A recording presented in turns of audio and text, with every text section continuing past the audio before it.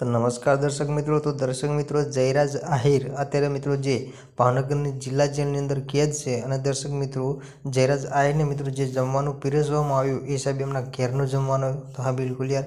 તો દર્શક મિત્રો અત્યારે મિત્રો તમે જોતા હશો કે જે મિત્રો કેદીઓ છે જેલમાં હોય છે એમને મિત્રો જમવાનું ત્યાં જેલમાંથી મળતું હોય છે, પરંતુ દર્શક મિત્રો કેમ જયરાજ આહિરને ઘરેથી જમવાનું મંગાવવું પડ્યું?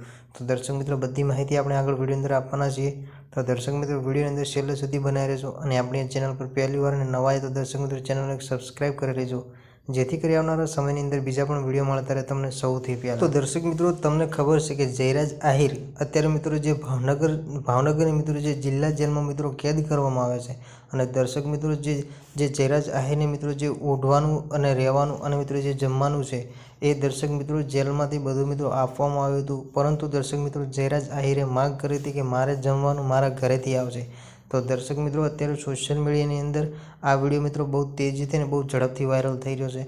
તો દર્શક મિત્રો એની અંદર જયરાજ આહિરને મિત્રો જે ભાવનગરની જિલ્લા જેલની અંદર મિત્રો જે કેદ કરવામાં આવ્યા, તો દર્શક મિત્રો અત્યારે મિત્રો જે જયરાજ આહિરને મિત્રો જમવાનું અને ઓઢવાનું અને મિત્રો રહેવાની મિત્રો જે તમામ જે સગવડ છે એની અંદર મિત્રો જયરાજ આહિરની ફેમિલીની મિત્રો એવી માંગ હતી કે અમે જે જયરાજ આહિરને અમારા ઘરનું જમવાનું પહોંચાડીશું અને અમારું ઓઢવાનું અને રહેવા માટે જે રૂમ છે એની અંદર ઓઢવાનું અને મિત્રો જે જમવાનું એ એમની ફેમિલી પહોંચવા માટે મિત્રો માંગ કરી। તો દર્શક મિત્રો તમને શું લાગે છે કે સાહેબ જે જયરાજ આહિર જે જિલ્લા જેલની અંદર કેદ છે એની અંદર એમને જમવાનું એમના ઘરેથી આવે?